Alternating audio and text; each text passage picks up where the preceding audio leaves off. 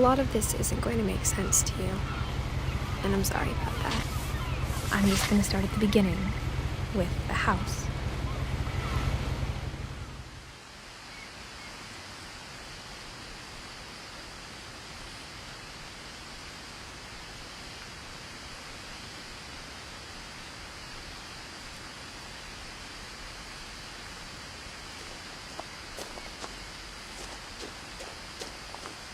Someone had put up a chain link fence, but it looked like I wasn't the first person to hop it.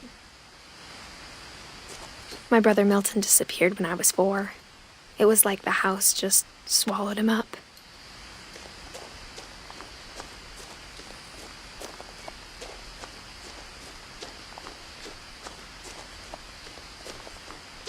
I lived here until I was 11, but I wasn't allowed inside half the rooms.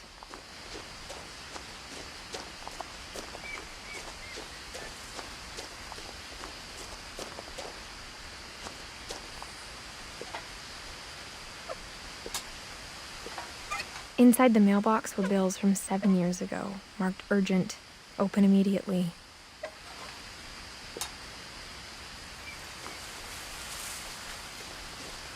I hadn't been back since my brother Lewis's funeral.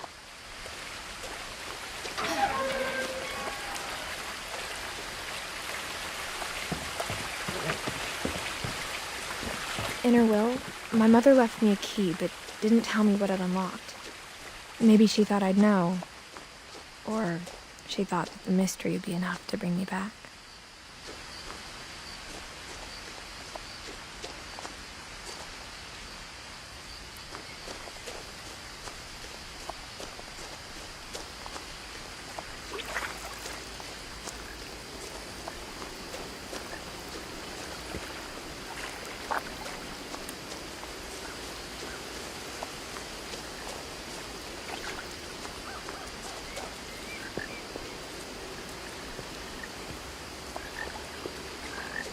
The truth is, even after I inherited the house, I never thought I'd come back to it.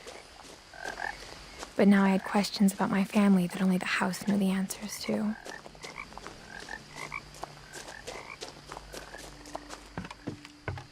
The woods around the house have always been uncomfortably silent, as if they're about to say something but never do.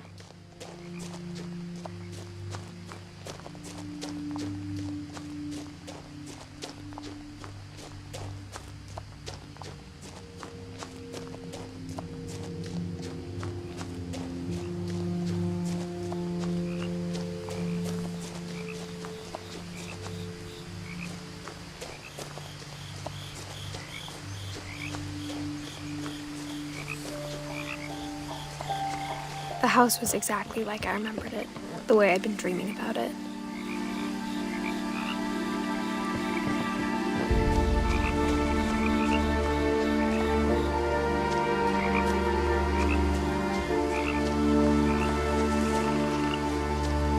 As a child, the house made me uncomfortable in a way I couldn't put into words.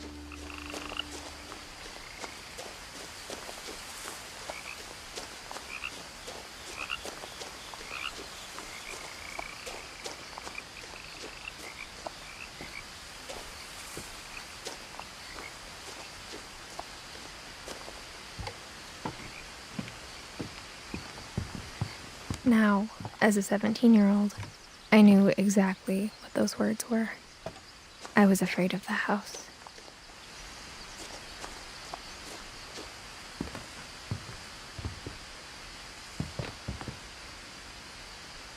I hoped the key might unlock the front door. It didn't. Looking in, I felt like the house itself had been waiting for me.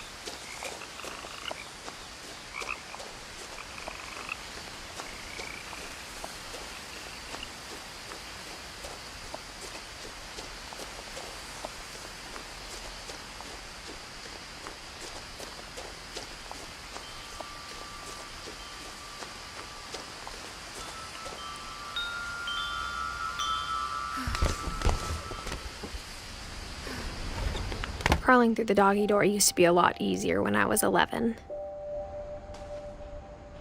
The power had been turned off the night we left.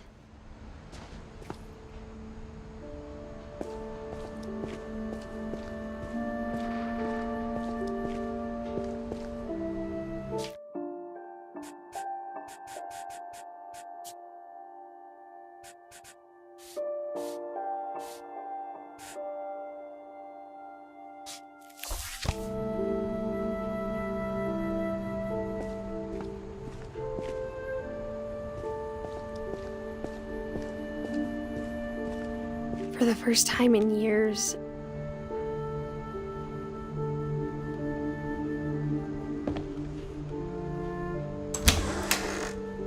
I felt like I was home.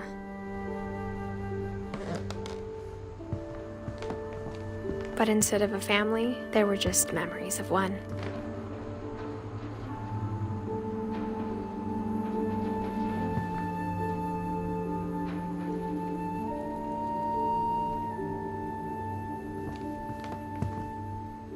Like how only one restaurant would deliver to our house, so we had Chinese a lot.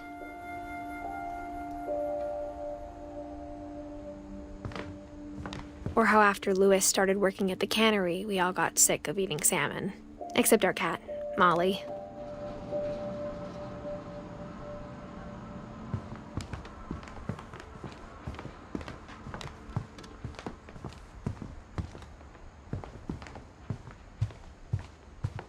The table was still a wreck from the night we left.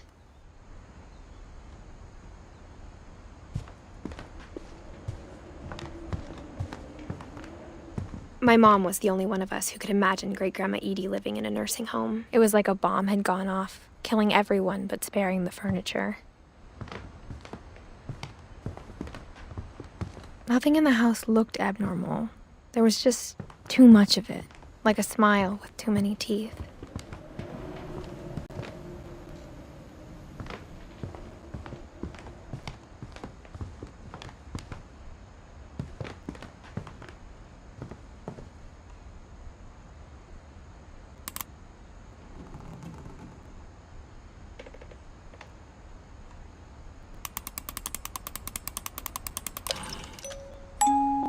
Great-Grandpa Sven built a music box for Barbara, along with the rest of the house.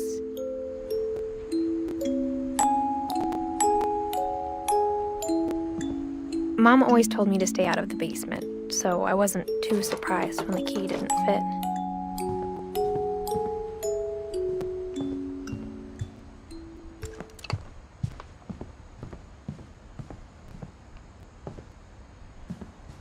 My mom wasn't much of an optimist, but she never stopped believing that my brother Milton was alive. A lot of things got left behind in the whirlwind of that last night.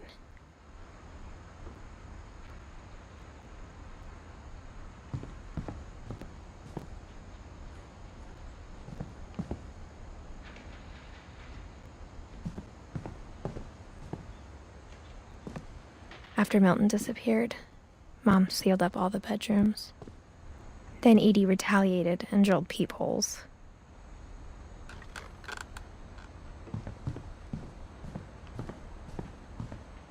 Whenever people ask me about my family, the first thing they always want to know about is Barbara.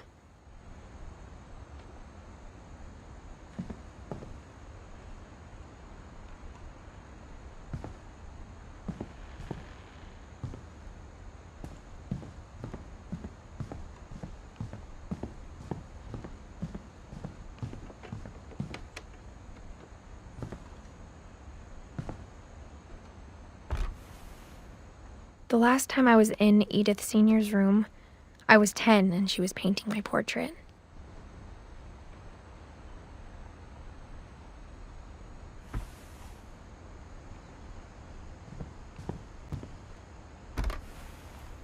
My Grandpa Sam spent 7 years sharing a room with his dead brother, Calvin.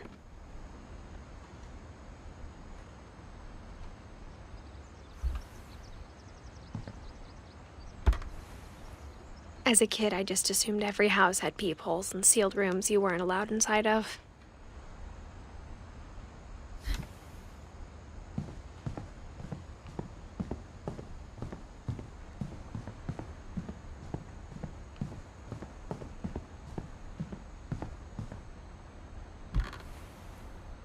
Molly always seemed like a girl I could imagine being friends with, if she hadn't died in 1947.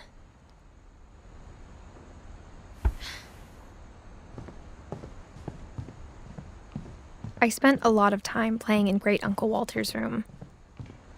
I think my mom sometimes regretted not sealing it up.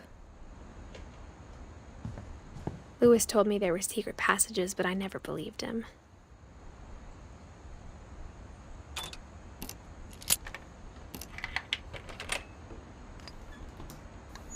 Turns out, my mom was really good at keeping secrets.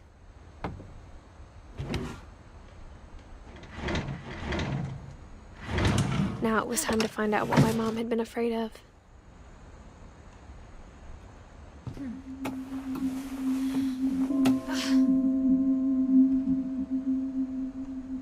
Reading this, maybe it sounds like I had a plan, but I had no idea what was behind that door.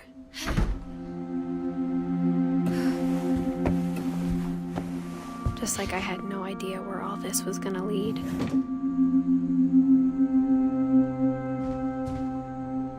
I grew up looking at Molly's room through the peephole.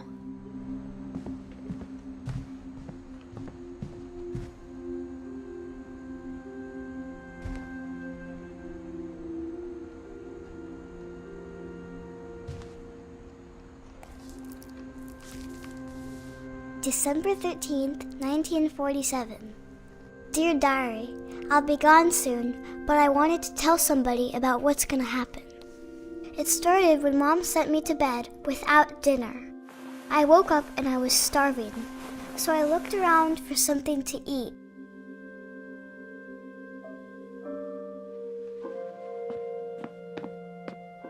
My Halloween candy was all gone. The gerbil food was dry, but I didn't mind it.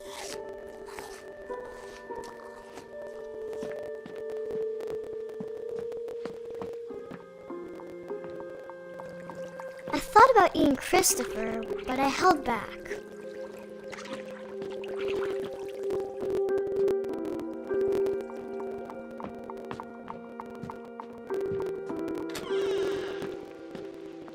I kept eating and eating.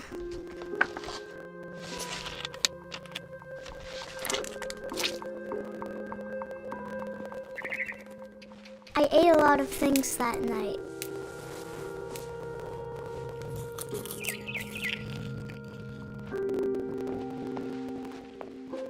Then I heard chirping outside my window.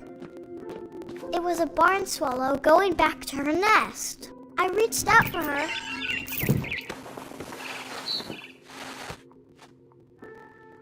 And suddenly,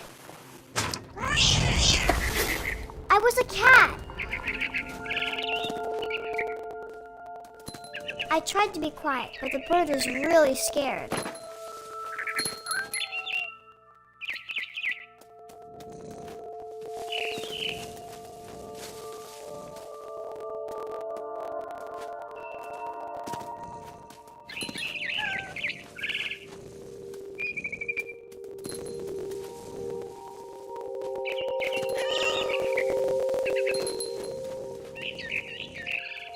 I jumped and I almost got her.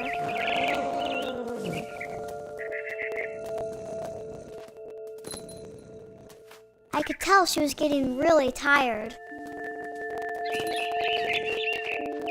Now I was up in the big tree. I promised Dad I wouldn't climb it anymore. All I cared about was eating that mama bird. I gobbled her up. And suddenly, I was an owl. First, all I heard was the wind.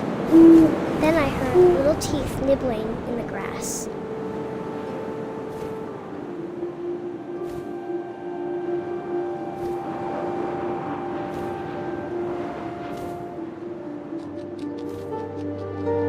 Rabbits.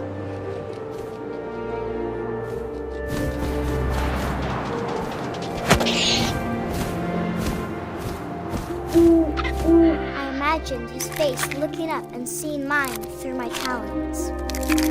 I swallowed him up, and I didn't chew one bit. Then I flew off to find something bigger.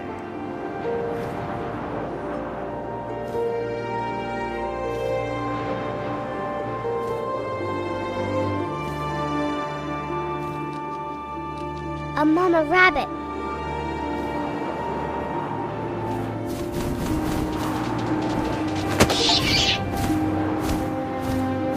She was almost too big to carry. I started choking, but I couldn't stop eating. And suddenly, I was a shark.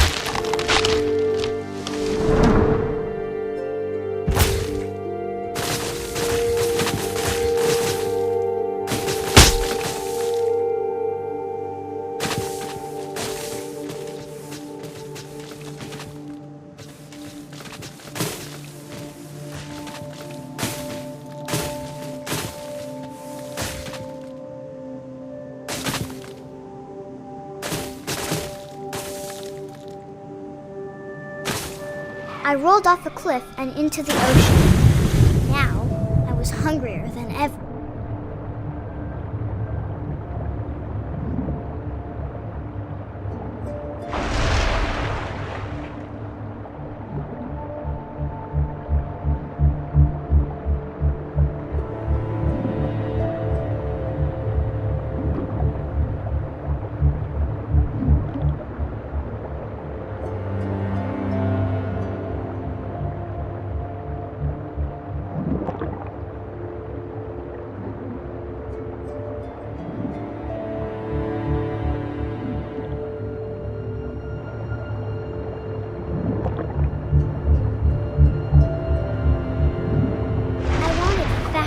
Juicy seals.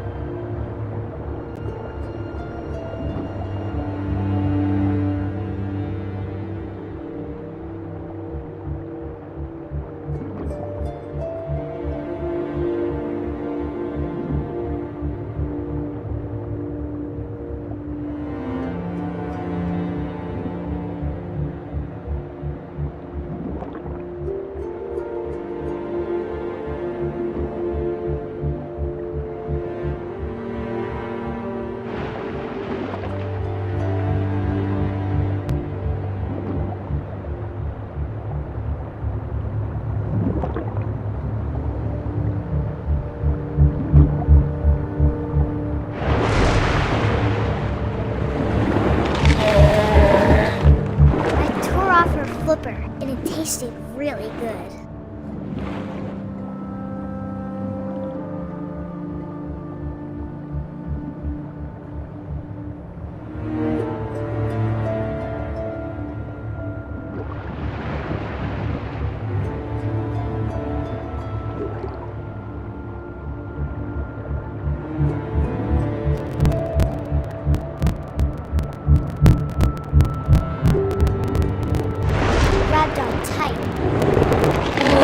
So hungry, I jumped out of the water. When I opened my eyes, everything had changed.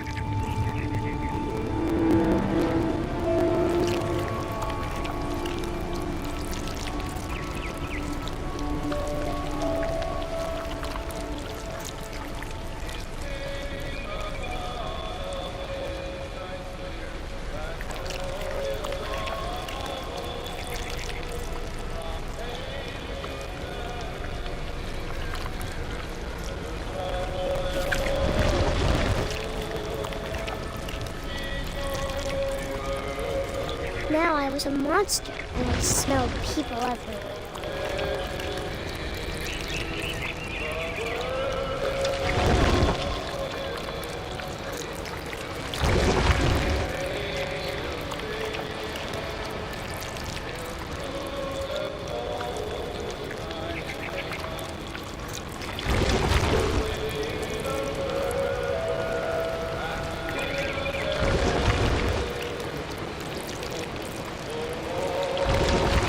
I was big, but I moved real quiet.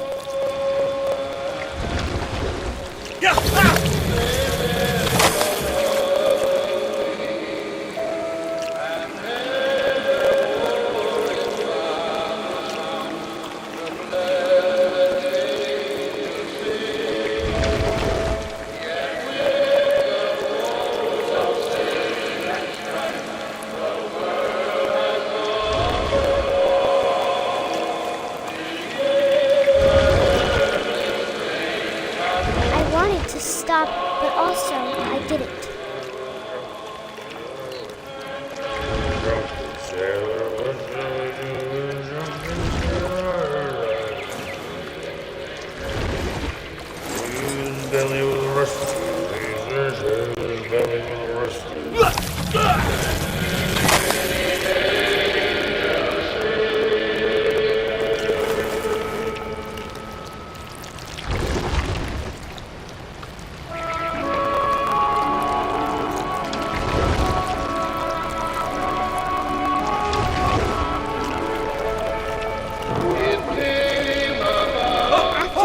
Passenger, I was still hungry, and across the water I smelled something new, something I had to have, so I swam towards it.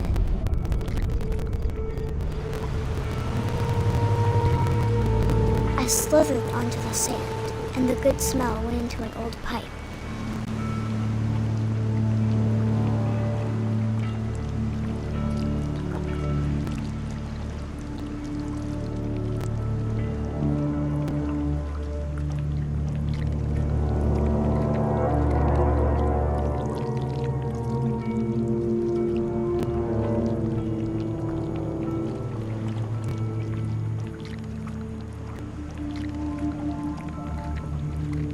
I got closer and closer.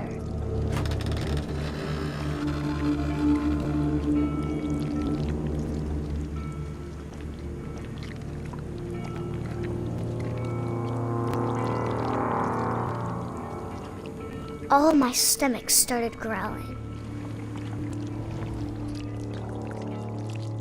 And suddenly, I was me again. I held my breath for a long time, but I couldn't hear anything. I think it's waiting for me to fall asleep. But it's not going to wait much longer. It needs to feed, and we both know I will be delicious.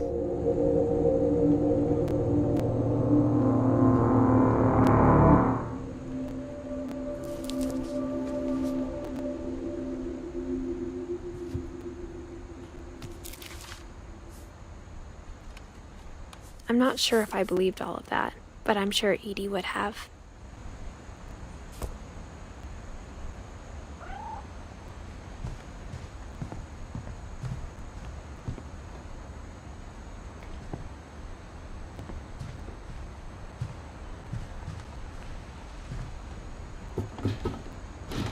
Molly's gerbil had a tiny bedroom with its own even tinier gerbil cage.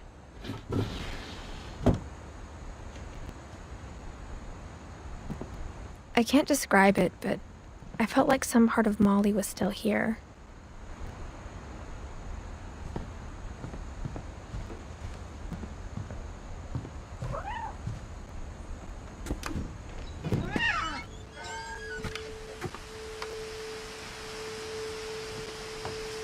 This will be obvious later, but my mom never told me any of these stories. Edie would have, but Mom didn't like bringing up the past. Though, when we adopted a stray kitten, she was the one who named it Molly.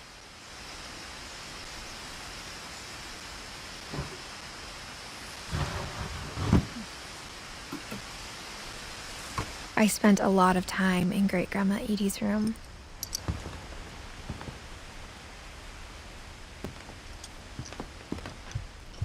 Louis died a week before we left, but Edie had already started to memorialize him.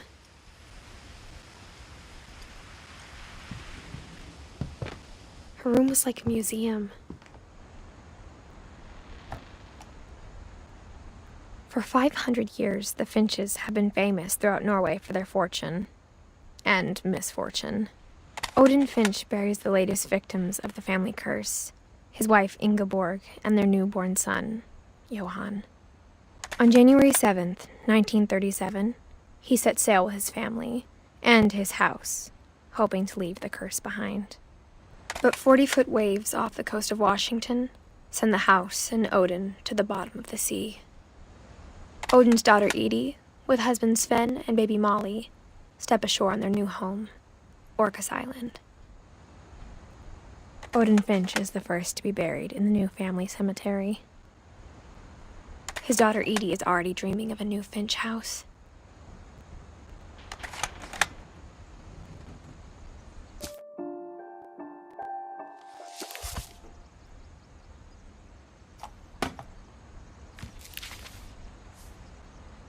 Whatever's wrong with this family, it goes back a long ways.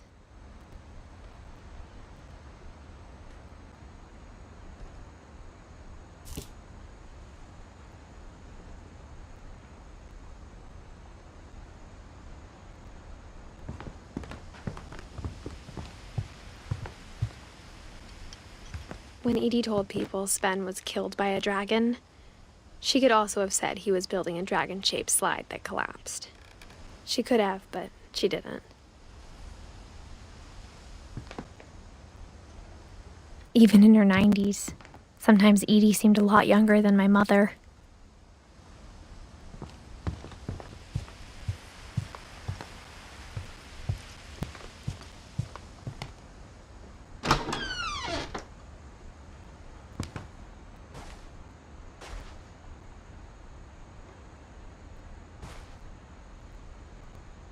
The only trace Grandpa Sam's first wife Kay left on the house was the pink bathroom. It was a pretty big trace.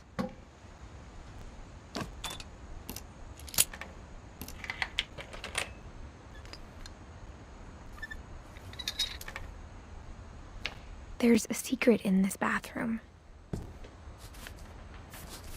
It's in the last place you would look. It isn't in the cupboard. It's hidden in this book.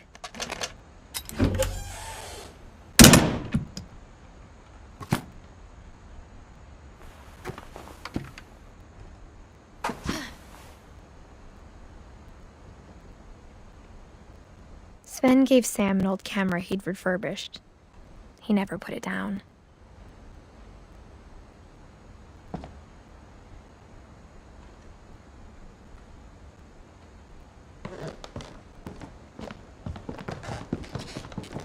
From the paintings on the wall, it was clear my brother Milton had been here before me.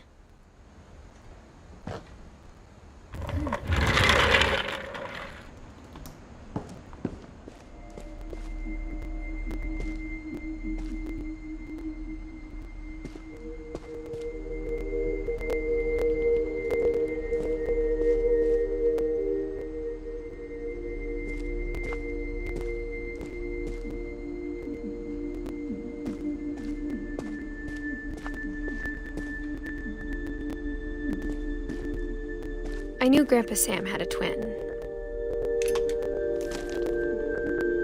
and that he never talked about him.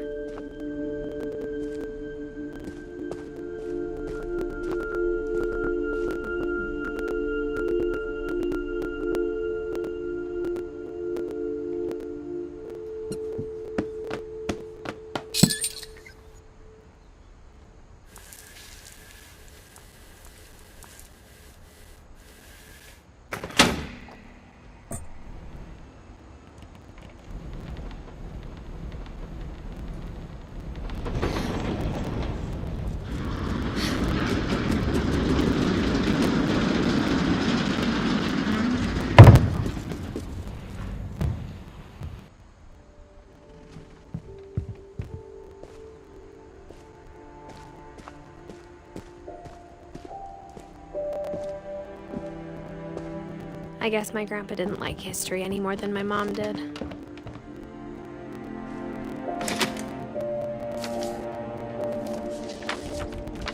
How I Want to Remember My Brother by Sam Finch. The thing I remember is that when he made up his mind, that was it.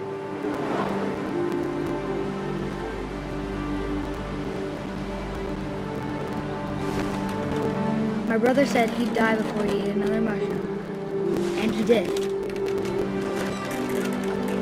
At Barbara's funeral, we swore we'd never be afraid again. And he wasn't.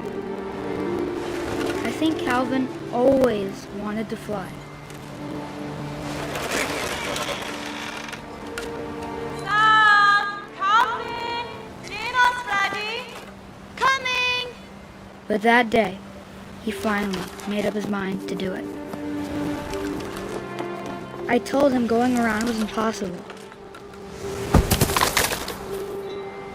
Maybe if I hadn't said that.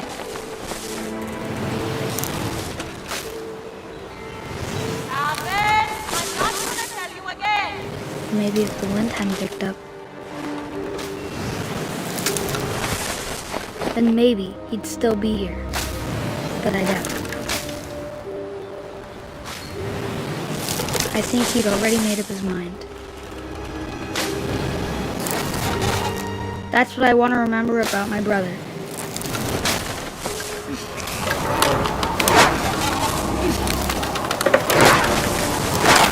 The day he made up his mind to fly. And he did.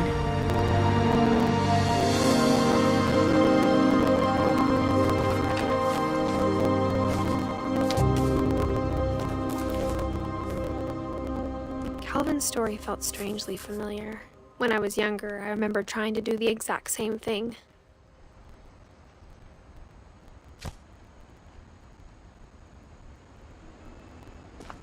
After the funeral, Edie roped off Calvin's half of the room.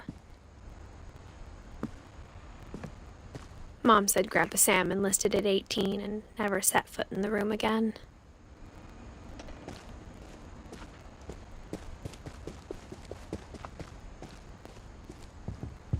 The passages were a pretty tight fit. They'd obviously been built for smaller hands and bellies.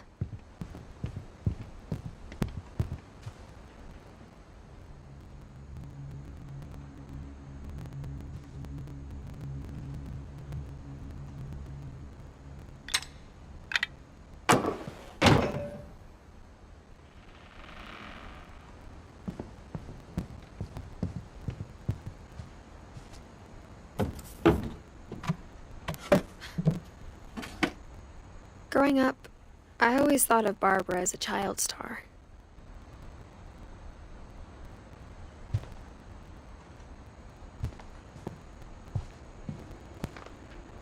I never thought about how hard it must have been for her afterwards.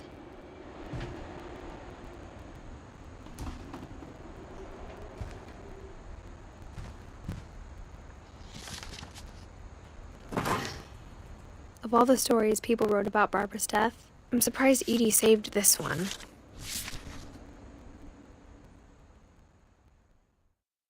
Old Jack here with another ghastly tale inspired by America's most unfortunate family. I'm calling it The Surprise Ending of Barbara Finch. As a child star, Barbara was famous for her scream. Now at 16, she was all washed up, a has-been. But in a lucky break, she'd been asked to perform her signature scream at a local convention for monster movie fans. It was just the boost her career needed. Unfortunately, her scream hadn't aged well. Getting better. I think you just need the right motivation. Her biggest fan and current boyfriend, Rick, was about to demonstrate when... Now that was a great scream. It was Barbara's father, Sven. He'd slipped into a table saw and had to be rushed to the emergency room. So Barbara got stuck babysitting her youngest brother, Walter.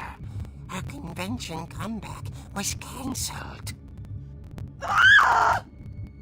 Okay, I'm hearing frustration, but I'm not hearing terror. What if I tried... A gang of hoodlums in Halloween masks have been terrorizing Orcas Island tonight. Police are urging residents to... That came from the basement. You're right! Also, I loved your delivery on that. Why is your basement door locked? Because my dad likes making puzzles and secret passages. There's a key hidden in the music box. The secret is to keep winding and winding until finally the key pops out. Thanks, babe. I'll be back in a sec. 20 minutes later, Rick hadn't returned. So Barbara went to look for him, right on cue. She reached for the music box.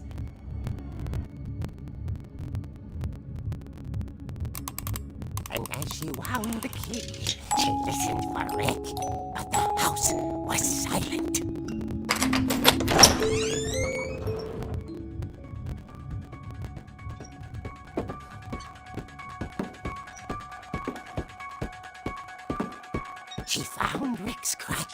and imagine the worst.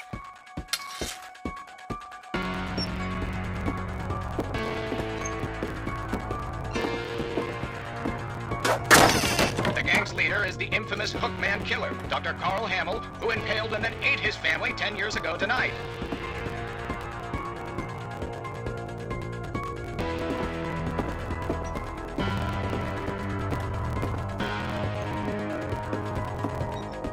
The old fridge rattled and grew still.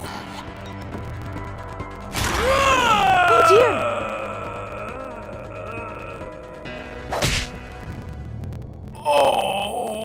Rick? Barb, relax. I was just trying to scare you to help you find your scream. Well, I'm not scared, Rick. I'm furious. Then act furious. All I'm getting from you now is that you're hurt and confused and She threw him out, but she kept a little something to remember him by. Barb, have you seen my other crutch? And she was still holding it when she fell asleep watching the late picture show. Hours later... Barbara! Walter, what's going on up there? Ah! Okay, I'm coming up, but if this is a trick, you're dead, Walter.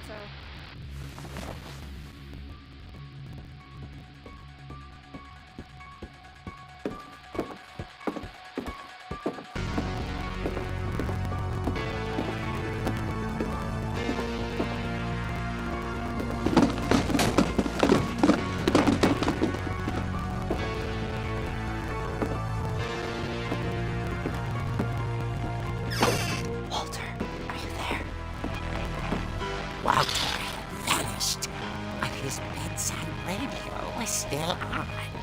Orcas Island police describe the man as 6 feet tall, with a steel hook for a hand.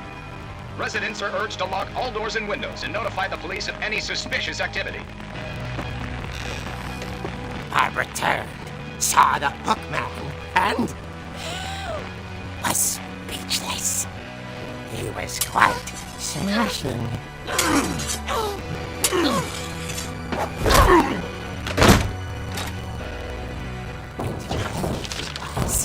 He couldn't get enough of Barbara.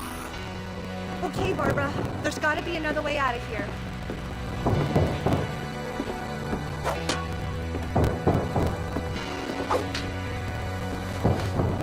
That night, she played her part beautifully.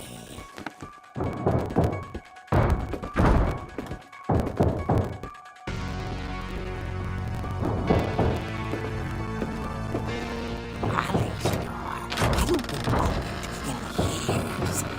The hinges groaned.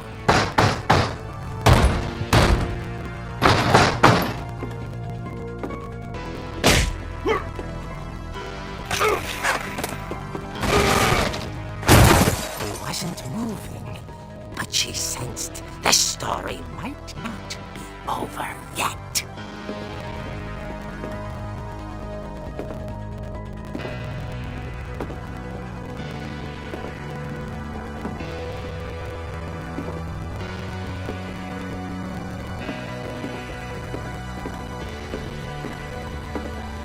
The hookman had vanished.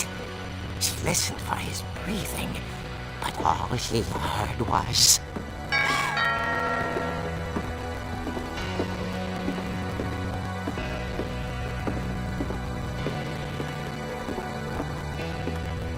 At the door, she heard whispering.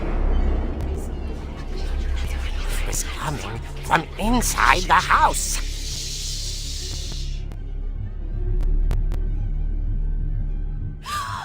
Oh dear.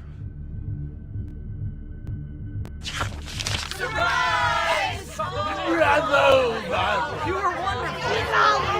monsters had come to surprise her. For Barbara, it was a dream come true. Then she saw what kind of monsters they were, and she realized what was about to happen. She was going to be famous. And with her final breath, Barbara Finch gave the performance of her life.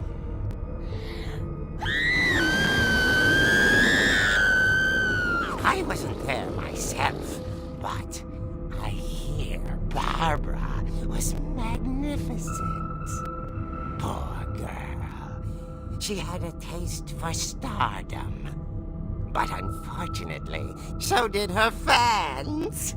Of course, the police blamed it all on poor Rick, who disappeared the same night. And little Walter? Hiding under his bed the whole time. He took it all pretty hard, but that's another story. As for Barbara, tucked inside the music box is all they ever found of her. Her ear. Now that's what I call a real eerie tale.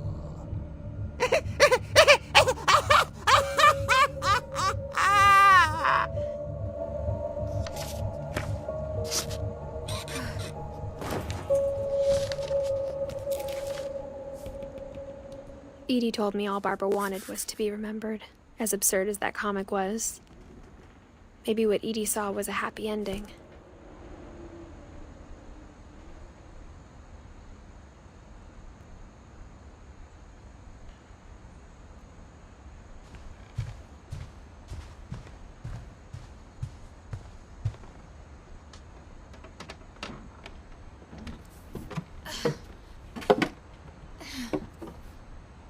I guess now I know why Mom didn't like me playing with the music box.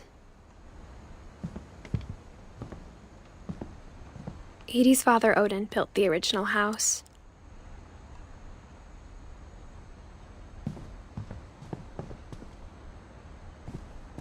Mom must have locked the third floor stairs on the night we left.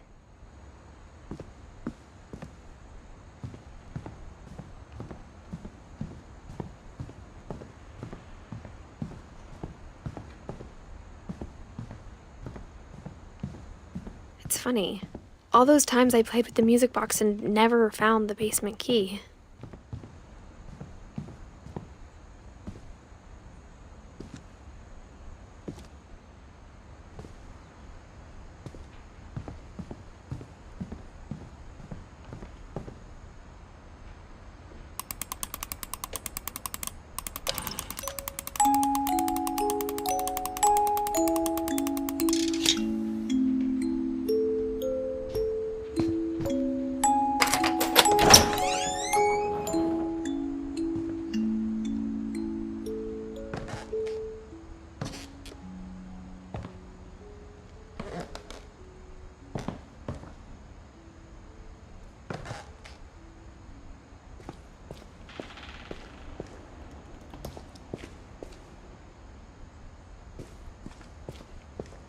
Mom said the basement was off limits, unless I wanted another tetanus shot.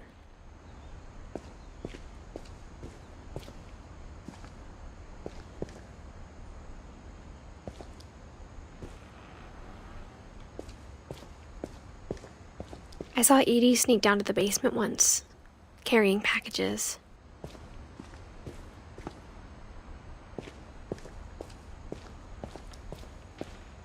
I thought maybe she was hiding presents. It turned out she was hiding a lot more than that.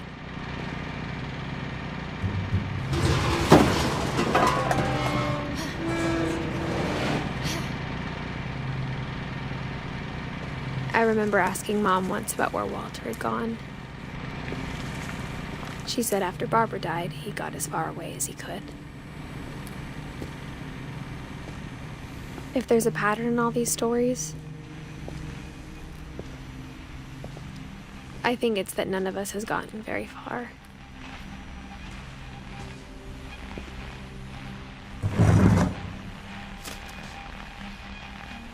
Goodbye, everyone. I can't believe I've been down here for 30 years.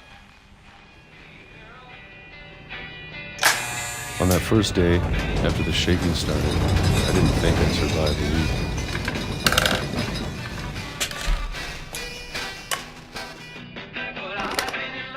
But after a few days, I settled into a routine. That's what kept me sane. having a schedule, living for today. I always expected to be dead tomorrow.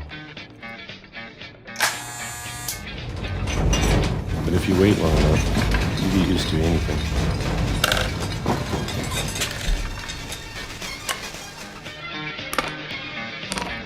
Even a monster on the other side of the door starts to feel normal. Almost friendly.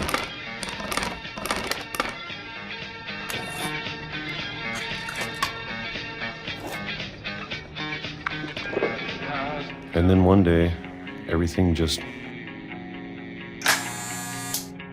stopped.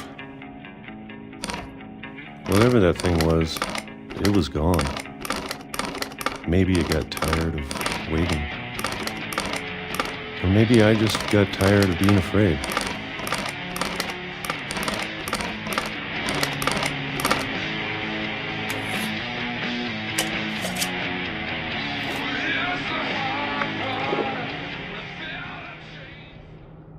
It's been a week now, the longest in 30 years. I'm done waiting. I have to leave while I still can.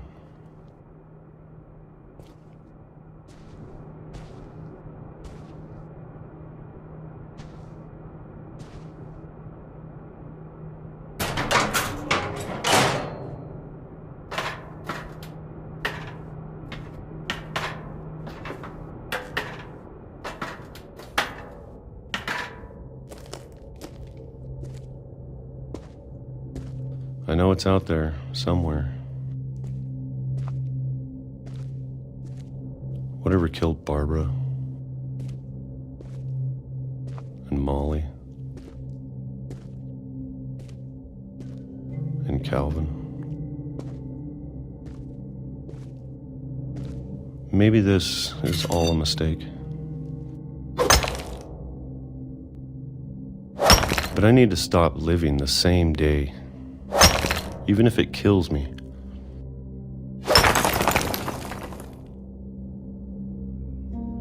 Whatever's out there, I want you to know I'm ready for it.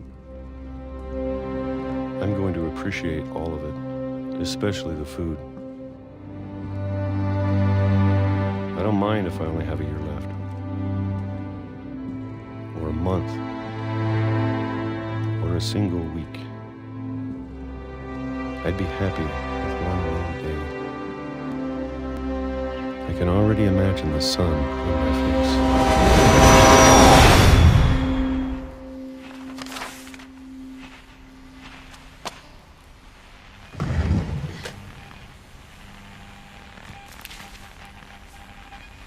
Walter died when I was 6. I can't believe my mom never told me he was down here.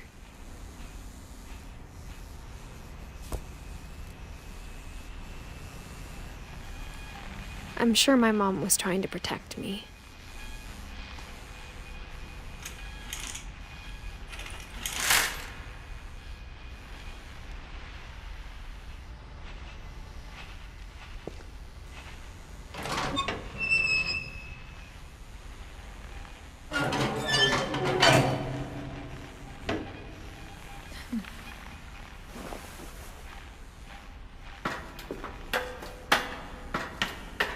Maybe she was afraid I'd end up like Walter.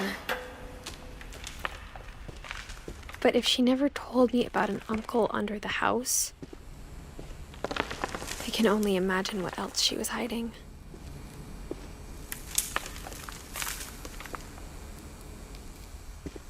I don't want to make the same mistakes she made.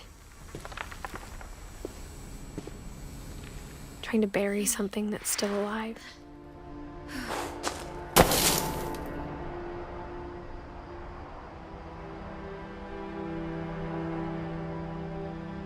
Now that there's only one of us left, or maybe 2, I thought it was time I heard the stories for myself and found out what happened to everyone else.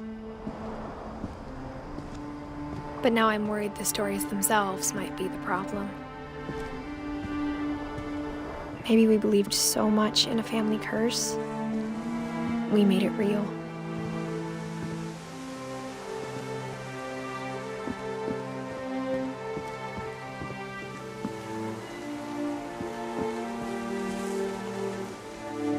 I don't know if I should even be writing this.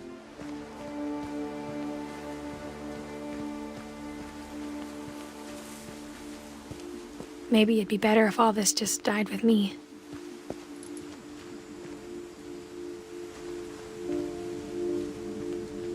But I thought you should know about your family.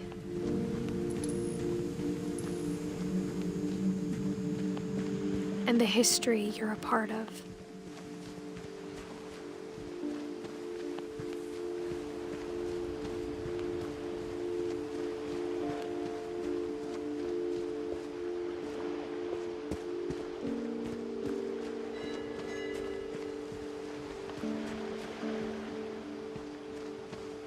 Though to be honest, I feel as lost as you probably do right now.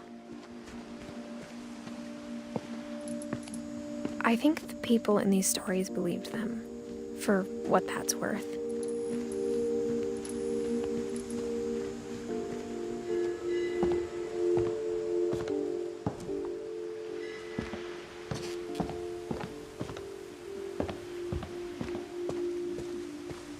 And when you look at the house, that history of imagination and stubbornness and madness, any of it seems possible.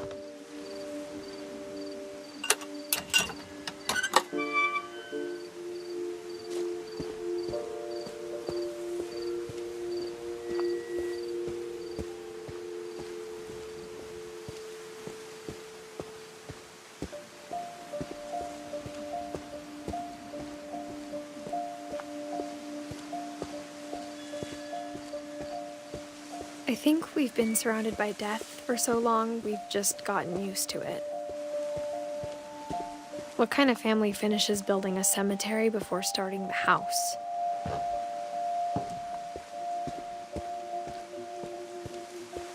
It's embarrassing for me to admit this, but the pet cemetery made me more uncomfortable than the human one. 3 of the gerbils are mine, and 2 had been my fault.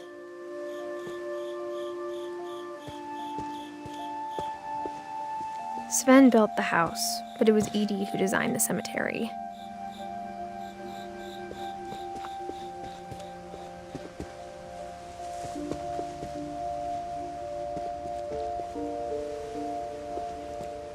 I'm sure Odin's monument had been Edie's idea. My mom was always trying to move on, but for Edie, the past never went away.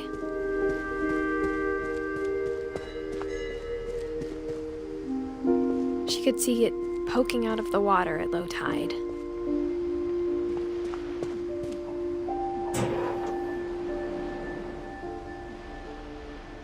Edie said she dreamed about the old house every night.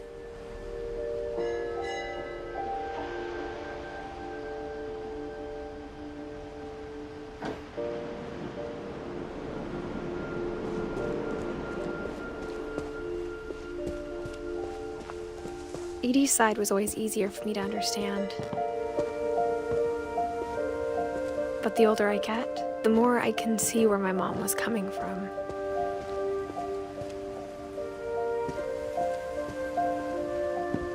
She lost 2 of her brothers, just like I did. I get why she tried so hard to protect us. There's so many things I wish I could ask my mom now. Part of me thinks this is what she wanted all along. For me to come back someday and find everything out for myself.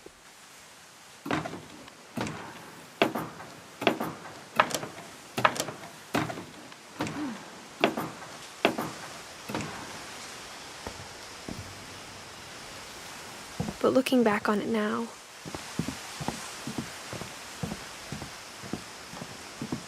if she told me there was going to be so much climbing, I never would have come when I was 22 weeks pregnant.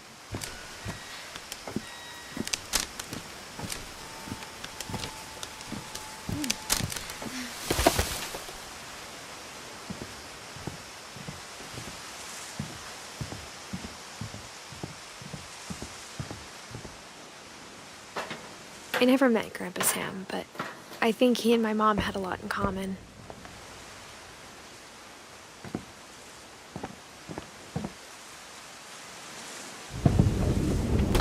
They were both pretty intense.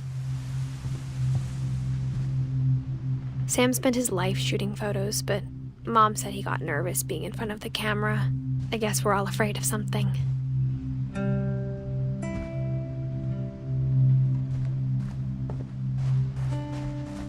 Instead of hiding from death, Sam seemed to go out of his way to meet it.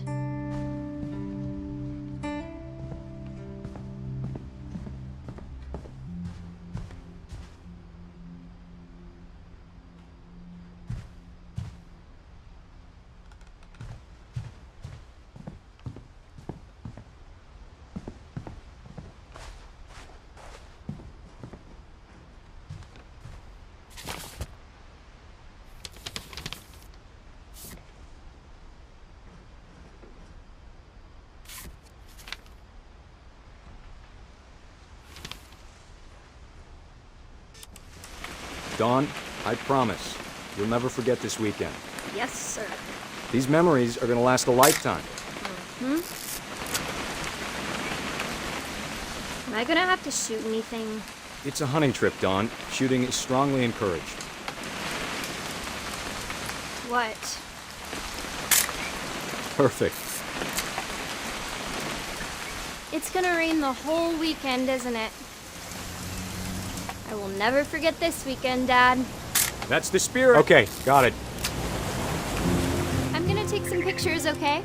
Just be careful. That camera's older than you are.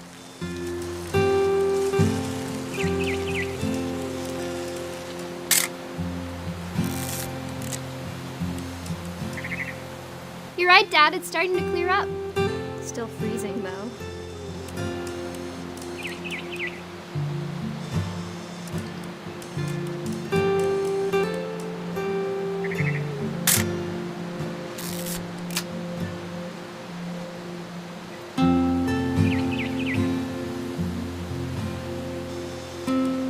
Definitely should not have drunk all that coffee.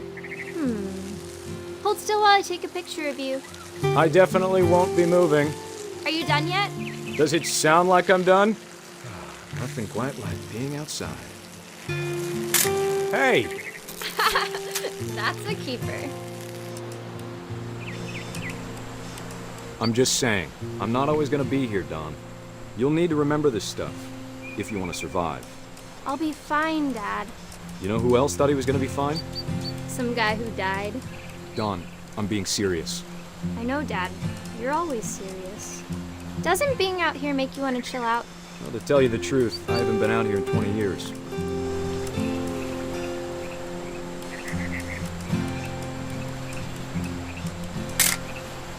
Dawn, don't you think you could find something more interesting to photograph? Last time I was with my brother Calvin. Man, that was a great trip. Your grandpa's Fen taught us how to fish, how to build a fire. Dad! Good eyes, Dawn.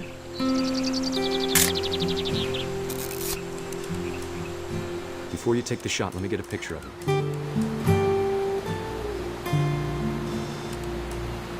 Dad, I...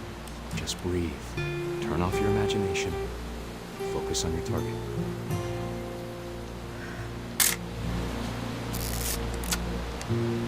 Let me get behind you. Do I have to do this?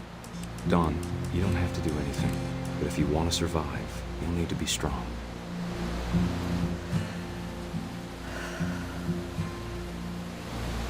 Now keep yourself squared up, elbows down, like we practiced, whenever you're ready. Great shot, Dawn!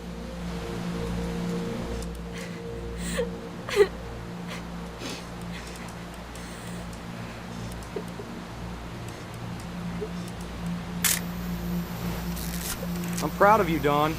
Always remember that, okay?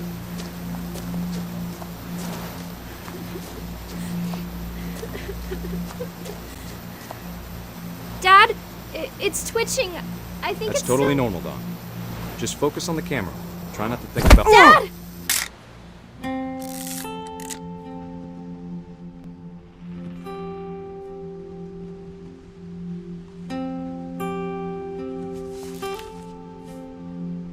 Of all these stories, that's the one I wish most that my mom had told me.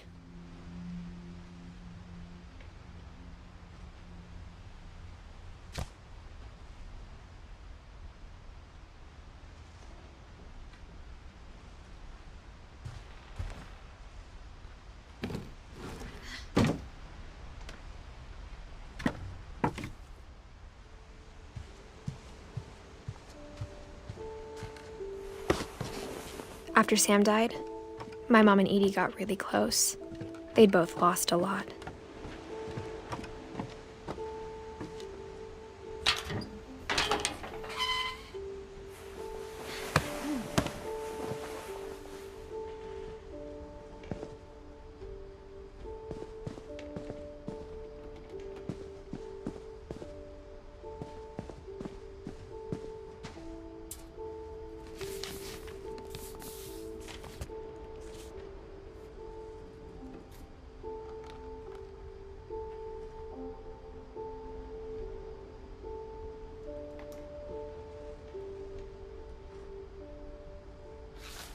Dear Kay, do you remember the way Gregory used to laugh when he thought he was alone?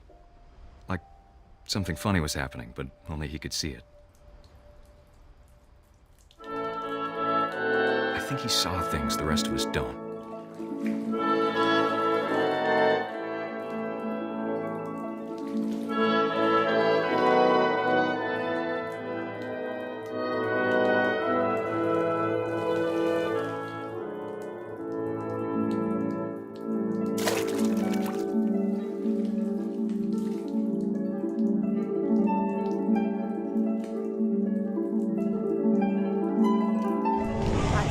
Gregory, it's time to...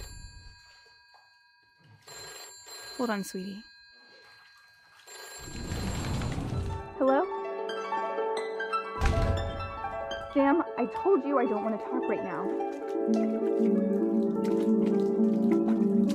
I wonder what he saw. What his world was like.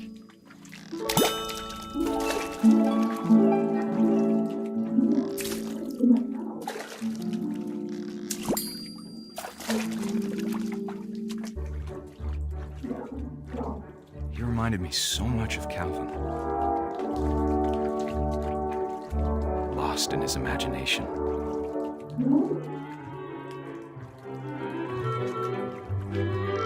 Whatever it was he saw.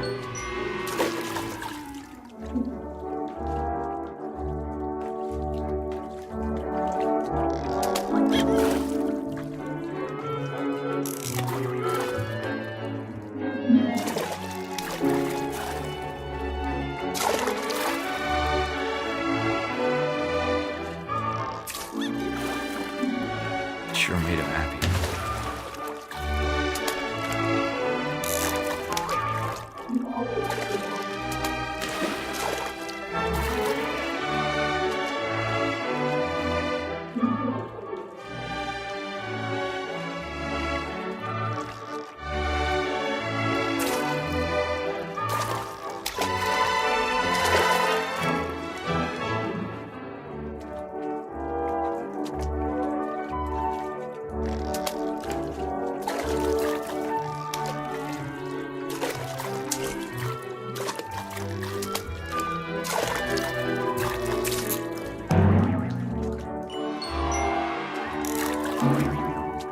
I know how silly it sounds.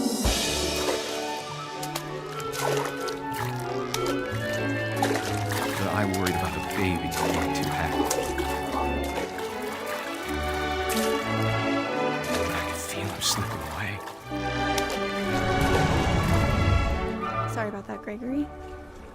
I know you did everything you could. Maybe if I hadn't called that night. Damn it. Hold on, I don't want Gregory to hear this.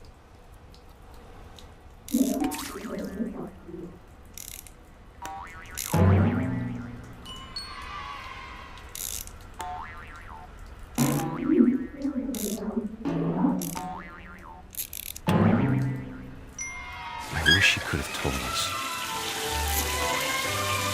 about the world we saw.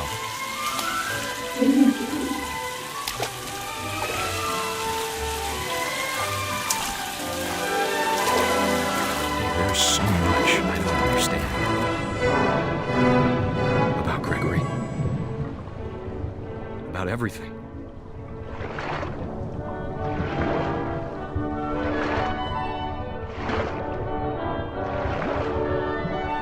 But I know what happened wasn't your fault.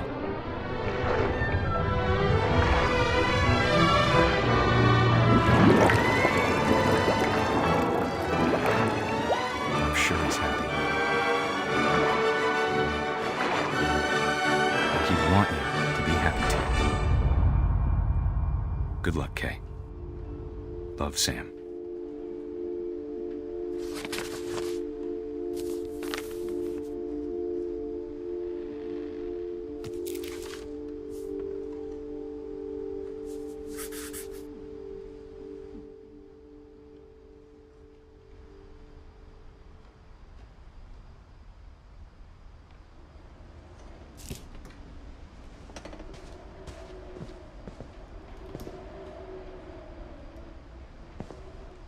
I can't imagine my mom ever writing poetry, and yet...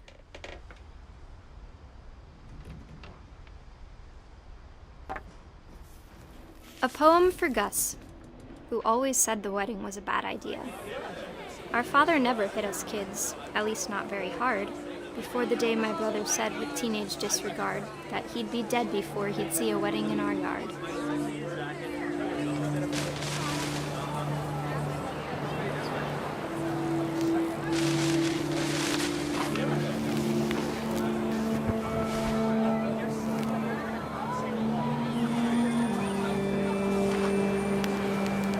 My father made him come, of course, but Gus stood far apart, just flew his kite and bottled up the storm inside his heart.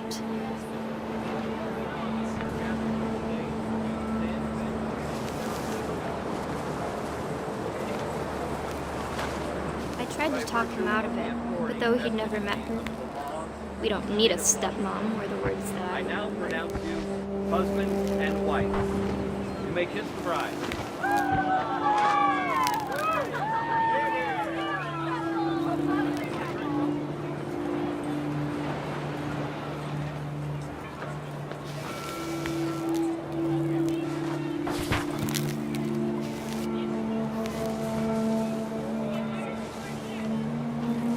When the time for photos came, Dad ordered him to come here.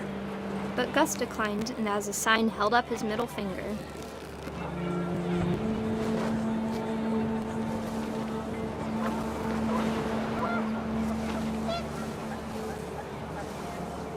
The wind picked up, and panicked geese appeared and quickly went.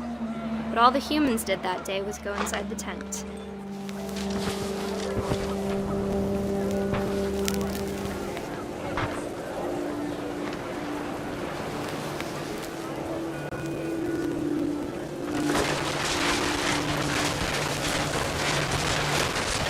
Rain came down in buckets then, but no one seemed afraid that nature might destroy the tent our dad had crudely made.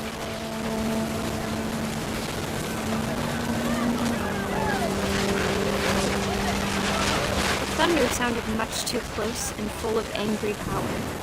But all my father said to this was, "Make the music louder."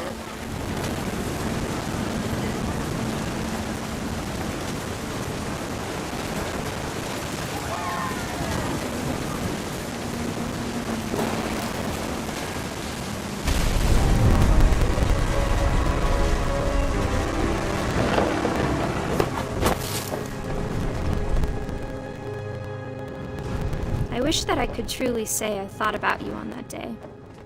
Out there on the beach alone, just you, the wind, the sea, and foam. But I didn't, until we found you.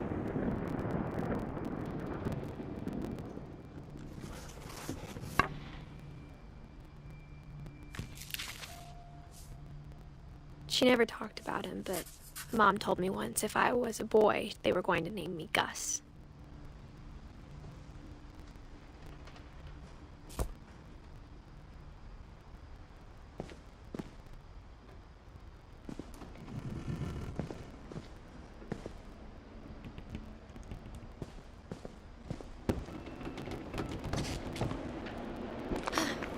My mom moved up to the loft after her brothers died.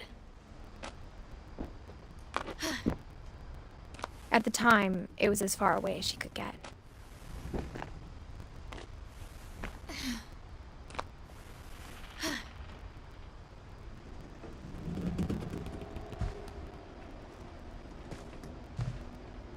Religion was another thing my mom never talked about, but I think it helped her a lot after her dad died.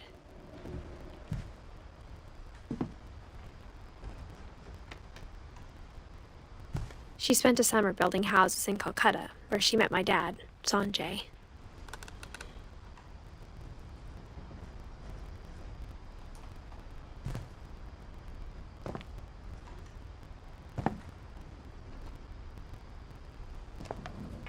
My mom moved to India a week after graduation and got a job teaching English.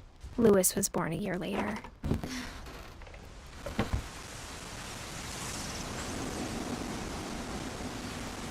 When my dad died, I don't think Mom knew where else to go. I'm sure Edie was happy to have her back. And to see kids in the house again.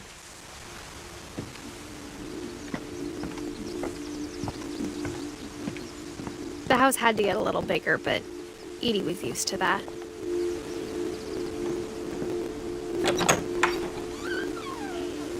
And for a while, things were good. Almost normal.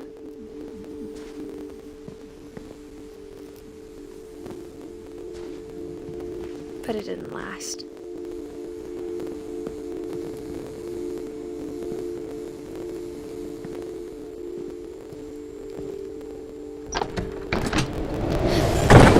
The beginning of the end was Milton's 10th birthday, when Edie gave him a castle.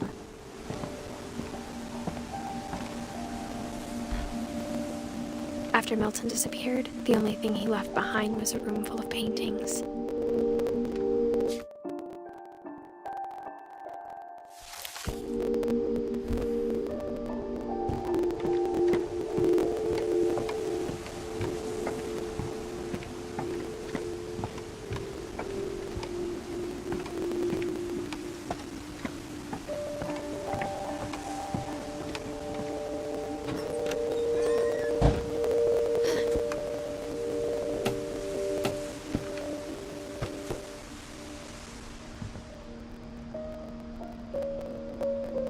I think Edie was happy to finally have another painter in the family.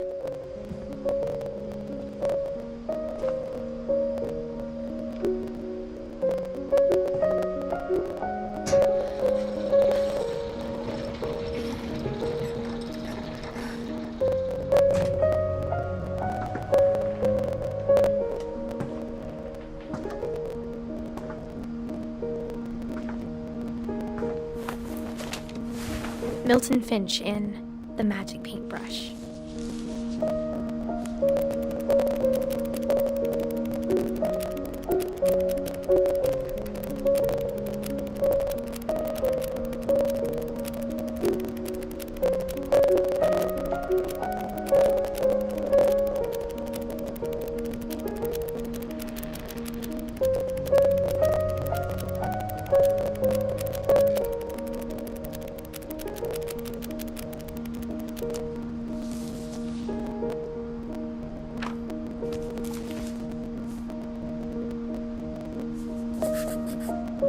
I was 4 when Milton disappeared.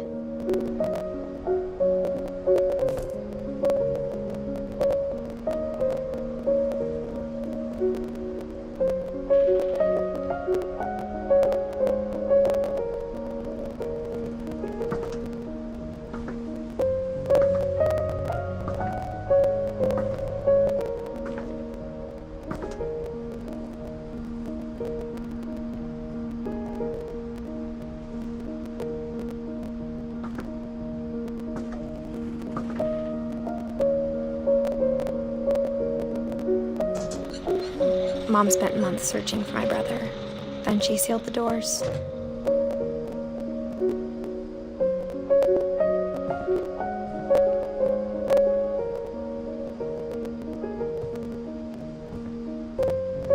Whatever Milton had found in the house, Mom didn't want it getting out.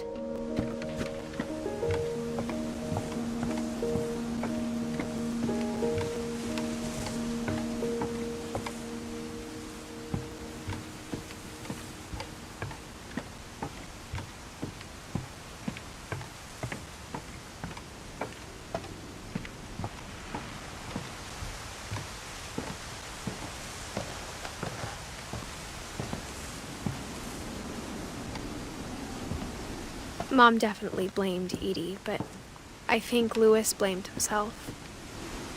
After he graduated, he just spent more and more time in his room, until Mom got him a job at the cannery.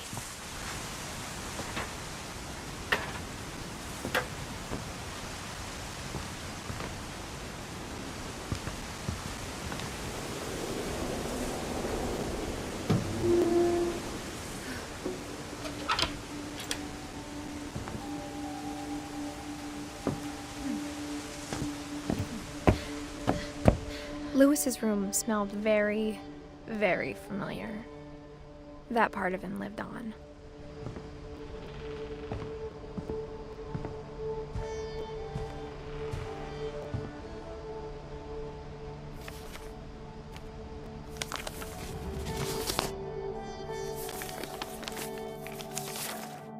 Dear Mrs. Finch, as Louis's psychiatrist, I can understand your desire for an explanation.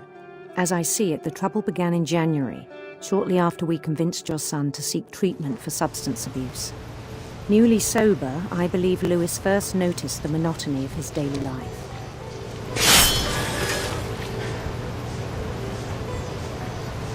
He kept working at the cannery, but he withdrew part of himself. In our sessions, I saw the same behavior. His mind began to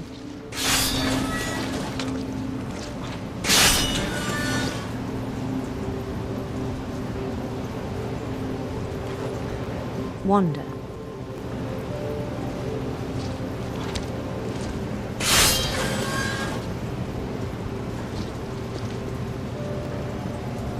I asked him to describe it. He said he started small, imagining a labyrinth.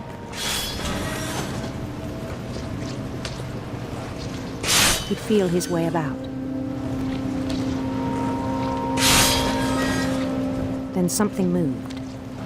Bats. And toads.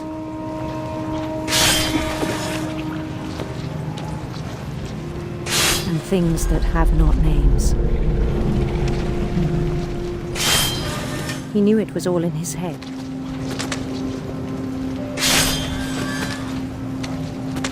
But he took it very seriously. I had hoped he'd find himself.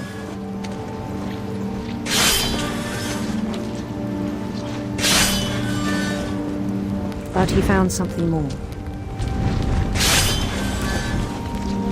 I worried about him then. Daydreaming at the cannery. I spoke with his boss. But he said Louis had become a model employee. Methodical, tireless, focused. Like a whole new Louis. So I let him go on.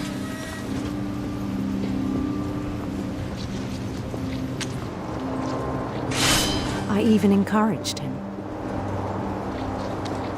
It seemed very promising at first.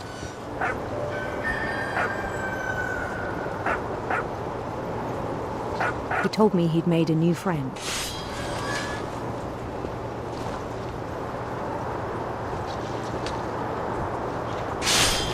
On the edge of a city he named Louis Topia. He built the city up slowly, brick by brick.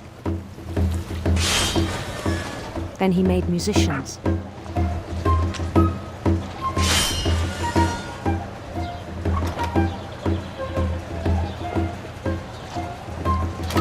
And songs for them to play. He talked about starting a band. And he was always humming something. Every day his imagination grew stronger.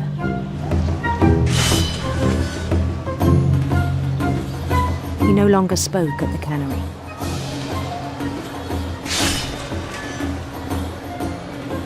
But his chopping was as reliable as ever. Then one day it struck him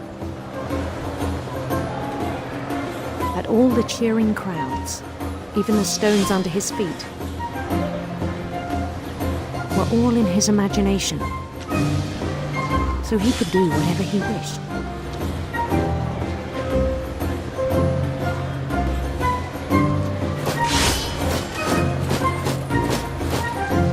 He held an election for mayor,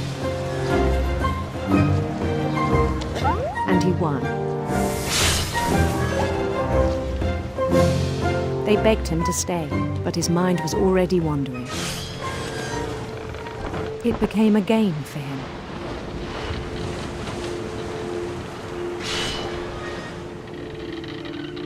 He'd conquer a city, then immediately push on. New Louisville.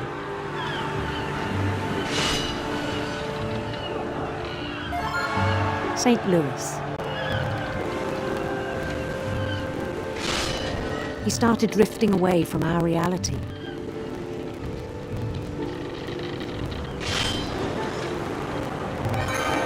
Minneapolis, until one day he forgot to go home from the cannery.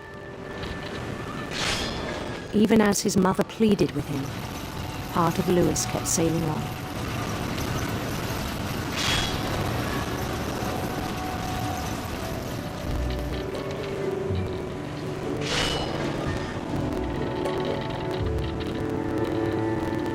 In Louisburg, he heard rumors of a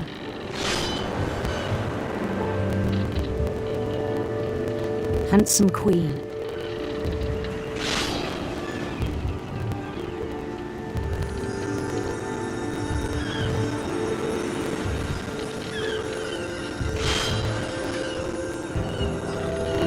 The queen was on her own quest for radiant rainbows.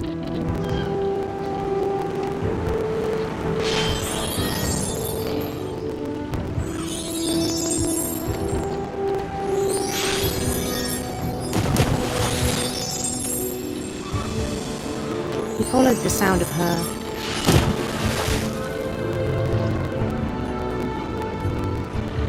electric sitar.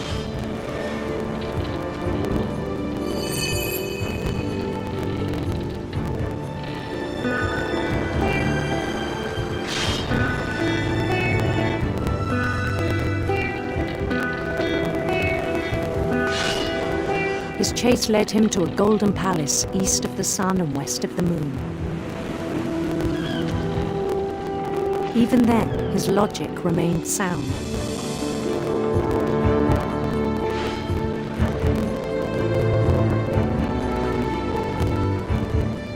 He knew the world was all in his imagination.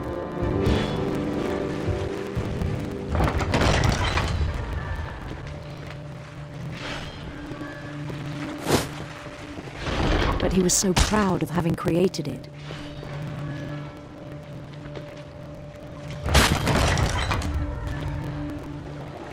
In his own eyes, he'd become something greater than a king.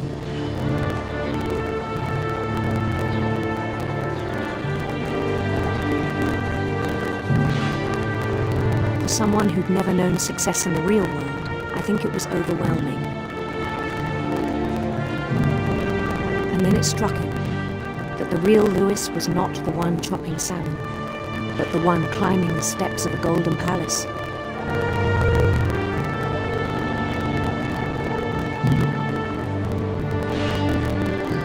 My imagination is as real as my body, he told me. It was hard to argue with him.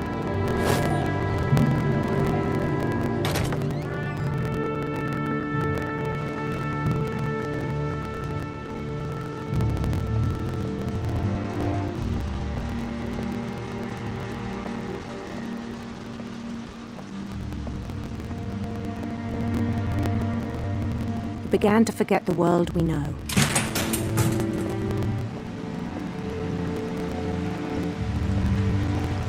I think it pained him to remember Louis, the cannery worker.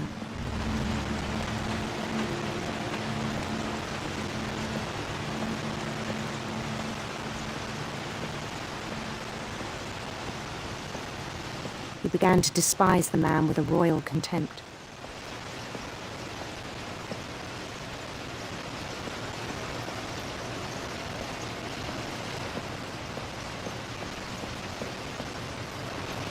I still thought I could save him. Even after he said he was being crowned king over all the lands of wonder. The palace would be packed with his companions.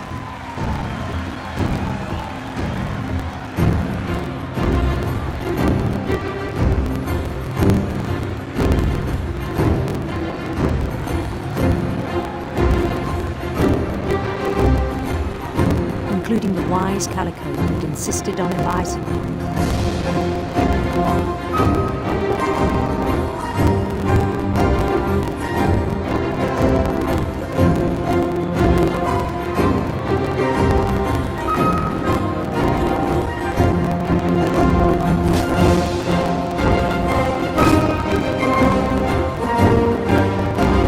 His queen waited, holding his crown.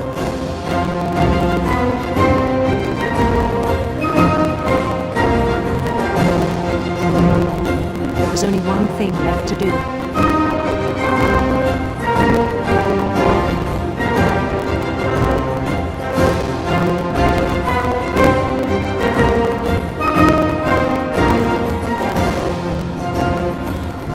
Bend down his head.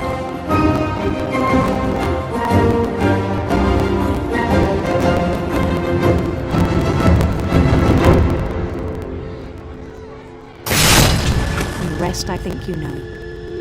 Mrs. Finch, your son was a kind man who will be missed by all of us who knew him.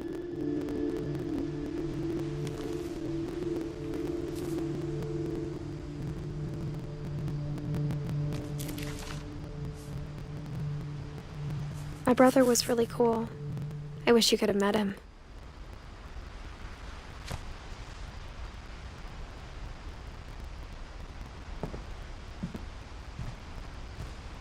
He was so proud of being Indian.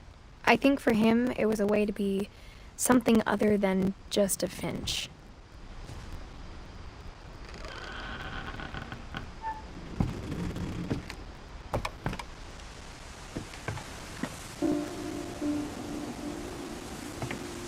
On the way back from Lewis's funeral, my mom told me to start packing. She waited until the day before we left to tell Edie.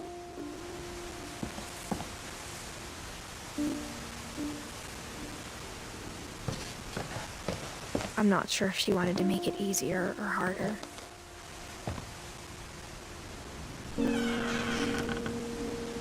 I wish we'd stayed.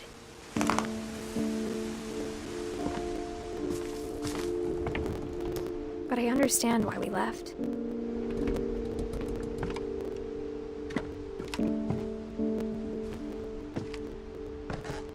My mom ended up leaving everything behind.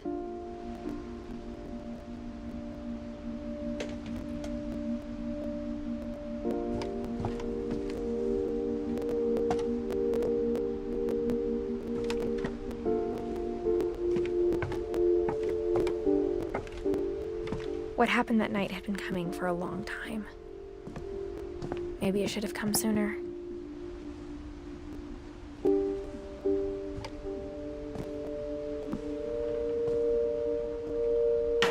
But it had to end one way or another. All that's left now is to tell you about that last night.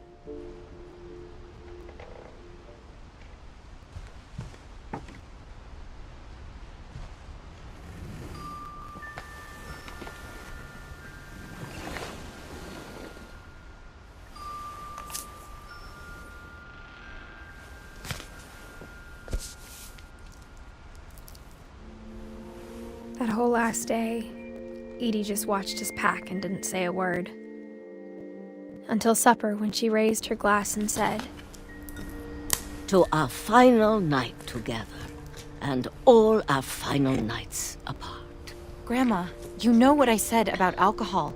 Some of your medications are very Edith, specific. I left a present for you in the hallway. Why don't you go open it? The grown-ups have to argue now. I'm sorry, you're right. We're all leaving tomorrow. Let's just enjoy our last... I'm not leaving. Edith, you're excused.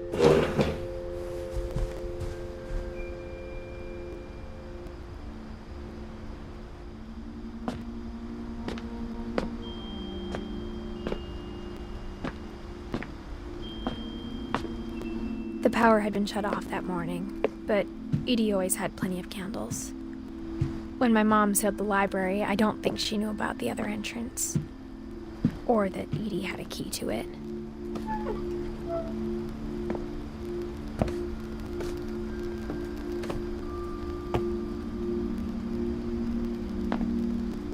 The thing you're afraid of isn't going to end when you leave the house. Edith has a right to know these stories. My children are dead because of your stories. I think it's best if Edith and I leave tonight. We'll have the nursing home send a van for you in the morning, okay?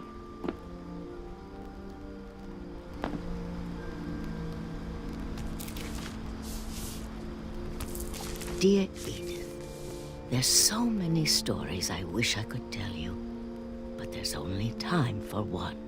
This is about what happened on the night you were born. That night, the tide went way, way out.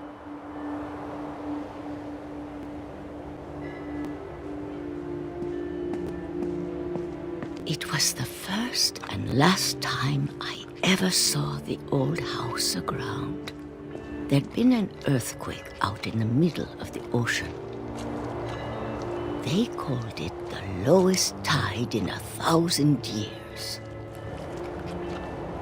God, it smelled awful. You know, I've seen that house every day of my life. But I never thought I'd go back to it.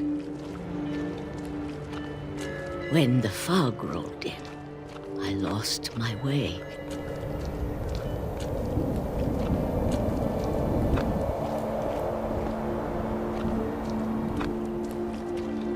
I got turned around.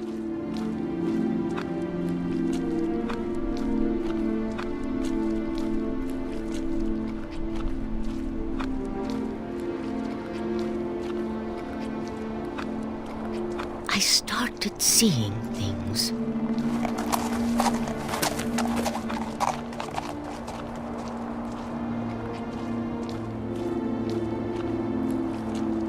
Things I'd forgotten had ever existed.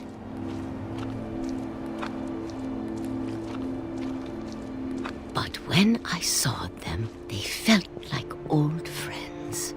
That night, a lot of things came back to me. Or maybe I came back to them.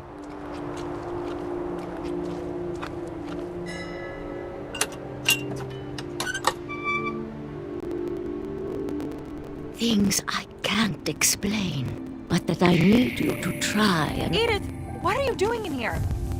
It's mine. Edith! Mom, you're gonna rip it! Let go!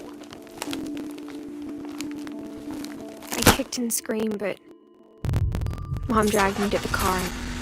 I never saw Great-Grandma Edie again. The next morning, the band came to pick her up, but she was already gone. After that, we moved around a lot.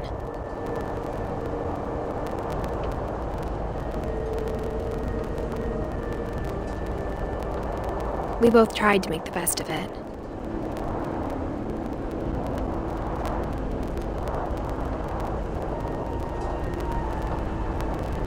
A few years went by.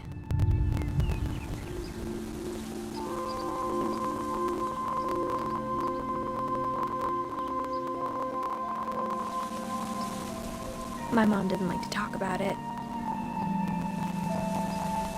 but she started getting sick a lot. The rest happened pretty quickly. She got better for a while, and then she didn't. And then I was alone.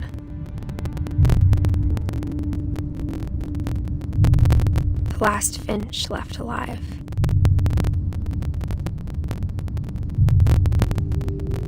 Until I found out about you. I'm still not sure what to tell you about all this. If we lived forever, maybe we'd have time to understand things. But as it is, I think the best we can do is try to open our eyes and appreciate how strange and brief all of this is.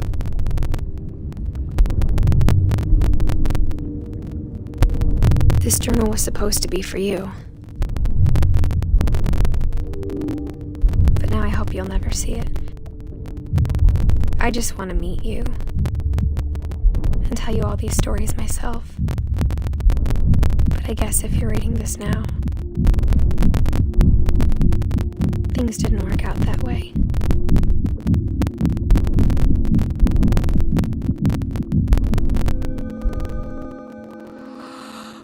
This is where your story begins.